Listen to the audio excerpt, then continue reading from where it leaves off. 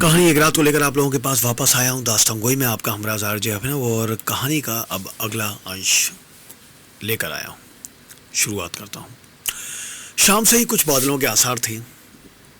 निकटते से ठंडी वायु उमड़ रही थी। कांग्रेस कार्यकर्ता लोग दफ्तर में जमा थे। जयराज ने वहां पहुंचकर सभा के अध्यक्ष से कहा, लीजिए, रेल नहीं मिली और मैं आपकी सेवा में उपस्थित हूँ। अध्यक्ष अति धन्य हुए। उन्होंने कहा, आइए आइए। जयराज ने कहा, आप अपनी सभा ज़रा जल्दी कर लें और जो लोग आने वाले हों उन्हें बुला लें। मेरी गाड़ी 11:30 बजे आती है ना, 10 बजे तक मैं सभा में सहयोग दे सकता हूँ। तब तक आपकी सभा क्यों ना हो जाए। सभापति महोदय ने कहा, जी हाँ, मैं अभी बुलाता हूँ, लेकिन आप रात को ठहर सकें तो अच्छा है। जी नहीं, रात को किसी तरह नहीं ठहर सकता। जयराज ने कहा, लेकिन आप सभा शुरू कीजिए, मुझ पर छोड़िए। 9 बजे के लगभग सभा शुरू हुई। उस समय तक हवा आंधी हो चली थी और बादल सारे आसमान पर छा गया था और बिजली भी बीच बीच में तड़पती थी। सभा हो रही थी और कुछ लोगों का ध्यान जयराज के गंभीर प्रवचन से हटकर हठात उस प्रकृति की हुंकार के अर्थ की ओर जा रहा था। परंतु जयराज अशेष रूप से प्रस्तुत विषय में दत्तचित्त था। हॉल की खिड़कियां कांपने लगी, गड़गड़ाहट बढ़ गई। उस समय जयराज कह रहा था, कॉन्स्टिट्यूटिव वर्क ही वर्क है। हमें राजनीतिज्ञ नहीं चाहिए, सेवक चाहिए। सेवक अपने को सेवा में खो दे। अपने खोने का अर्थ अपने प्राण रस को जनता के मूल में सींच देने का है। भूखे के साथ बेरोजगार के साथ अपने को मिला देने की कोशिश हमें करनी है। भूखे को खाना, बेकाम को काम और आशंकित को ढांढस हमें देना है। चरखा ये सब देता है। और बादल घुमड़ रहे थे, बिजली कड़क रही थी और वक्त बढ़ रहा था। बीच बीच में कुछ भारी भारी बूंदें भी टपकी थी। इसी समय अनायास घड़ी की ओर देखकर उसने अध्यक्ष से कहा, देखिए, किसी सवारी का इंतजाम हो सके तो। अध्यक्ष धीमे से बोले, बादल बहुत हो रहे हैं, मैं आदमी को भेजता हूँ। सभा चलती रही और आदमी ने सूचना ला कर दी कि घटा घनघोर है और सवारी हो तो जाएगी, पर गाड़ी वाले 2 रुपया मांगते हैं। सभापति ने उसे चुप करते हुए कहा, अच्छा, रुपये की क्या बात है। जरा से सवारी हो जाएगी, मंगवा दी जाए। जी हाँ, मंगवाइए, बस 10 होते हैं। उस आदमी को गाड़ी ले आने के लिए फिर भेज दिया गया और सभा चलती रही। किवाड़ खड़खड़ खड़कते थे, हवा साए साए करती थी। वो किवाड़ों को थपेड़ से उधेड़ कर भीतर गिराना चाहती थी। अंधेरा काले पर काला था, जिसको बिजली और घोर कर जाती थी और दुनिया घरों में बंद थी। जयराज ने घड़ों की ओर देखा। 10 पर 5 मिनट हो गए, 10 हो गए, अब 15 भी हो जाएंगे। उसने सभापति जी से पूछा, सवारी आ गई। उन्होंने कहा, अभी आदमी लौटा नहीं है। जयराज ने वह भाव से कहा, तो ठहरिए, मुझे चलना चाहिए। और वो उठ खड़ा हुआ।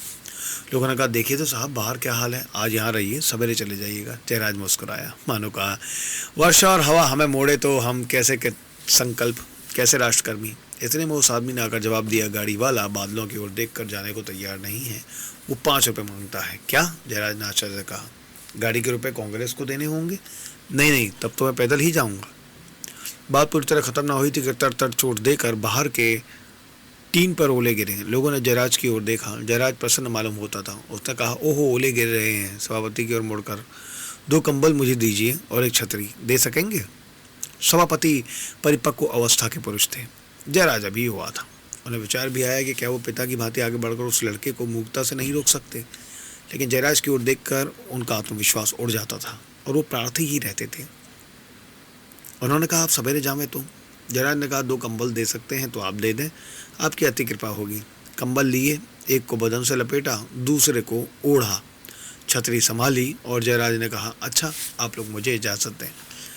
उसके कहने के साथ ही एक पैने तीरों की नोक से बूंदों की बौछार हवा की बाढ़ के साथ आकर टीनों को उधेड़ गई। जयराज अनायास कुछ ठटक गया। हरिपुर में आखिर वो रात क्यों नहीं बिता सकता? सवेरा होते ही यहाँ से चला जा सकता है। किंतु तभी उसने लोगों की ओर मुँह करके दोबारा कहा, अच्छा बंदे, और सिर डगरक कर दरवाजे के बाहर हो गया। उसे हरिपुर में एक छत के नीचे कुछ और भी घट रहा था। सुदर्शना देवी ने माला जयराज के गले में डाली, स्वागत गान पड़ा, उसको चरणों में चढ़ा दिया और फिर उन चरणों को प्रणाम कर अपनी जगह पर आ बैठी। उसके बाद जयराज का उसने भाषण सुना। खद्दर का मोटा कुर्ता, मोटी धोती, उन्नत ललाट, निर्भीक और संकल्प युक्त वाणी के साथ जयराज भाषण करता रहा। तब सुदर्शना उसे सुनती रही और नहीं भी सुनती रही, देखती रही और नहीं भी देखती रही। जयराज बीच ही में मंडप से उठकर बाहर चला गया। सुदर्शना अपनी जगह ही बैठी रही। जब आसपास की ओर सब स्त्रियां उठकर चलने लगी, तब वो भी उठकर चल दी। वो जयराज को क्या जानती हैं? मालूम नहीं। क्या जानती हैं? कांग्रेस नेता की हैसियत से जो वो है उतने का तो परिचय सार्वजनिक संपत्ति है, सो उसको भी प्राप्त है। उसके आगे भी यदि कुछ जानती है तो पता नहीं। आज पहली बार उसने इन जयराज को देखा है। सभा में से जब सब उठी तब वो भी उठकर चलती गई। चलती चली ही आई, घर आकर एक चटाई पर बिना कपड़े बदले बैठ गई। फिर एकाएक माथे पर दो हत्था मारकर वहां औंधी लेटी। उसने अपने मन को वहां महसूस लिया, पर समझना पड़ता था कि वहां क्या उठ रहा है। कुछ भी उसके निकट स्पष्ट होता ही नहीं था। दो एक बार उसने अपना सिर भी चटाई पर दे मारा, पर तो भी उस आग हो रहे सिर की समझ में कुछ नहीं आता था। बहुत देर तक ऐसे पड़े रहकर वो उठी, हाथ मुंह धो लिया, कपड़े बदलकर नीली धोली, एक साड़ी पहन ली, पहनकर अपने पति की तस्वीर के सामने घुटनों पर जा बैठी। उस चित्र के आगे उसने भक्तिपूर्वक अपना मस्तक नवाया और उसके बाद भरे से आते हुए कलेजों को लेकर घर के काम धंधे में लग गई। संध्या के भोजन के अंतर पर वो अपने पति के कमरे में गई। पति आराम कुर्सी पर लेटे हुए सिगार पी रहे थे और धुआं देख रहे थे। उन्होंने मूंछों में मुस्कुरा कर कहा, आओ, कैसे आई? वह आती ही आई और अलमारी की ओर बढ़ गई। खोलकर उसे देखने भालने लगी, मानो इसी के लिए वो आई थी। क्या चाहिए? पत्नी कुछ धर उठा करती रही, फिर चुप रही। पति फिर टांग सामने फेंक कर सिगार पीने लगे और धुआं देखने लगे। थोड़ी देर बाद सुदर्शना उनके सामने आकर एक कुर्सी को पीठ को पकड़कर खड़ी हो गई। कुछ देर खड़ी रही और पति को पता न चला। सुदर्शना ने कहा, मुझे तुमसे एक बात कहनी है। आंखें खोलकर सामने खड़ी सुदर्शना की पूरी मूर्ति देखकर पति ने कहा, कहो। सुदर्शना ने कहा, तुम मुझे क्या समझते हो? पति की समझ में एकाएक ये बात नहीं आई। सामने कुर्सी की पुष्ट को पकड़कर खड़ी होकर भारी चेहरे से जब पत्नी पूछती है, तुम मुझे क्या समझते हो, बिना भूमिका बिना प्रस्तावना के जब वो एक टूक यही पूछती है कि तुम मुझे क्या समझते हो, तब उसे क्या समझना होगा। पति ने कहा, मैं तुम्हें अपने प्रेम की प्रतिमा, प्राण की प्राण, घर की रानी, आँख की पुतली समझता हूँ, मेरी रानी, और क्या समझता हूँ। और उन्होंने जोर से सिगार में से एकदम खींच लिया और मुंह को गोलाकार बनाकर धुएं को कुंडलाकार रूप में छत की ओर धीमे धीमे उड़ा दिया। पत्नी ने कहा, मैं पतिव्रता नहीं हूँ। कहे के साथ पति ने हंसकर कहा, तुम मेरी रानी हो, मेरी मलिका, मेरी जरेना। आज से पहले मैं ये नहीं जानती थी, आज जानी हूँ तो तुमसे कहने आ गई हूँ। पति का सिगार हाथों में रहा और वो सामने उड़ गए, धुएं में खोए गुम हो रहे।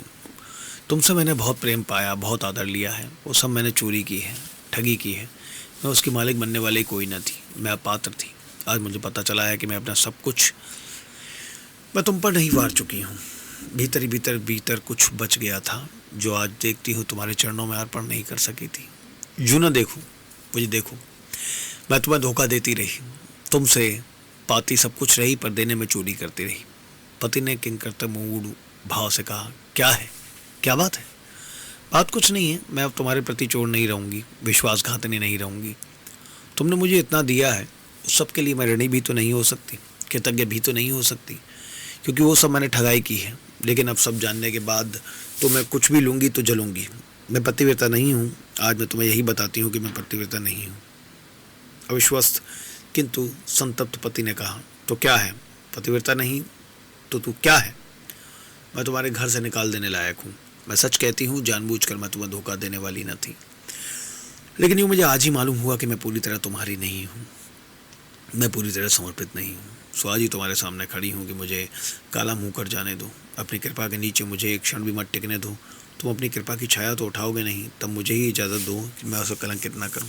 सुदर्शना, सुदर्शना, जान कर मुझसे तुम्हारा मंगल ना होगा। तुम्हारे प्रेम को मैं झूठा ना बनाऊंगी, तुम्हारे प्रेम को मैं विफल नहीं कर सकती। तुम्हारे से पति को पाकर मैं घर को आनंद से भरा क्यों ना रख सकी? घर पर क्यों सदा उदासी की छाया आकर मंडराती रही? क्यों हमारे घर में शून्यता जमी रहती थी, जब तक कि वहाँ पर पूर्णता उनकी रहनी चाहिए थी? कारण मैंने आज जाना है, मेरे समर्पण में त्रुटि थी, मेरे पतिव्रता में शल्य था, मेरे मन में चोरी थी, चलने में खोट थी। अब मैं तुम्हारे दान को लंघित नहीं करूँगी। सुदर्शना, सुदर्शना, देखो बादल का रास्ता है, आसमान काला है, बिजली तड़पती है। मैं आज इसी काली दुनिया में चली जाऊंगी। आसमान ऊपर होगा, धरती नीचे, और मेरा हृदय उसके भीतर का पाप पुण्य मेरे साथ, मेरे कलंक की छाया मुझ तक ही सिमटी रहेगी, मुझे ही डसी रहेगी, वो छूने को ना बढ़ेगी। पति कुर्सी से उठ खड़ा आया, कुर्सी की पुष्ट पर रखे हुए पत्नी के हाथों पर अपने हाथ रखकर उसकी आंखों में देखते हुए उसने कहा, सुदर्शना, मुझे बताओ क्या है। इस तुम्हारे धड़कते हुए दिल को मैं समझना चाहता हूँ। समझ नहीं सकता, मैं नहीं समझता आत्मा, मैं नहीं समझता धर्म, मैं नहीं समझता सदाचरण, लेकिन मैं समझता हूँ प्रेम। सुदर्शना, मैं तुम्हें प्रेम करता हूँ। जानता हूँ तुम मेरी समझ से बाहर रही हो, मुट्ठी की पकड़ में समाई नहीं हो, तो मुझे सदा बचा ही गई हो। लेकर आता हूँ आप लोगों के पास कहानी का अगला अंश कल।